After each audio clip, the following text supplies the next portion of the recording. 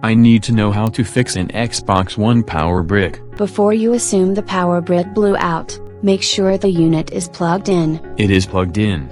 It just isn't getting any power. I'm assuming you didn't have a power surge and blew out the circuit breaker or fuse. I don't need to flip the circuit breaker to get the Xbox working. The Xbox One has surge protection. If you had a surge, you can fix the power brick by resetting the power supply. How do I do that if it isn't flipping the circuit breaker? Unplug cables from the console, the power supply and power plug from the wall. Wait at least 10 seconds for the surge protection to reset, then reconnect the power supply to the console and wall and all the other plugs. That's a hard reset. This is intended to reset the power supply brick, but it will reset the console, too.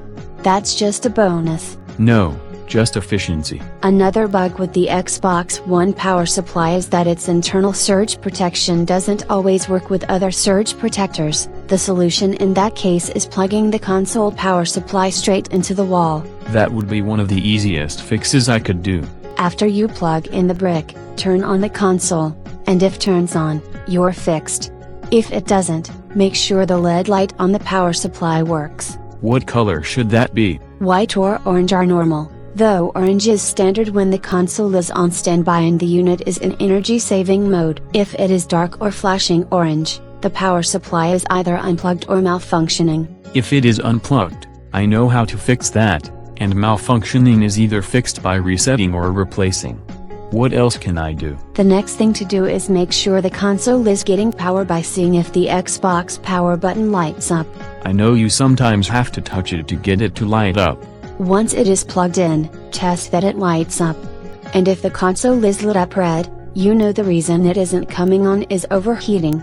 That could be due to the power brick. I'm not sure you'd want to touch that to verify things, though improving airflow is a good way to make sure that's not the cause. And since the console and power supply both have fans, make sure they are both flat and have good airflow. I'm not covering it up with lots of discs. After you reset the Xbox One, if you can get it up before it dies, go to Settings, All Settings, Power, and turn off energy savings so that's not why it is dying. Turning it off too soon means the energy savings are too good. Microsoft's tech support suggests testing your console with someone else's power supply to see if it is your console or your power supply. If it works with someone else's power brick, I know I need a new power brick.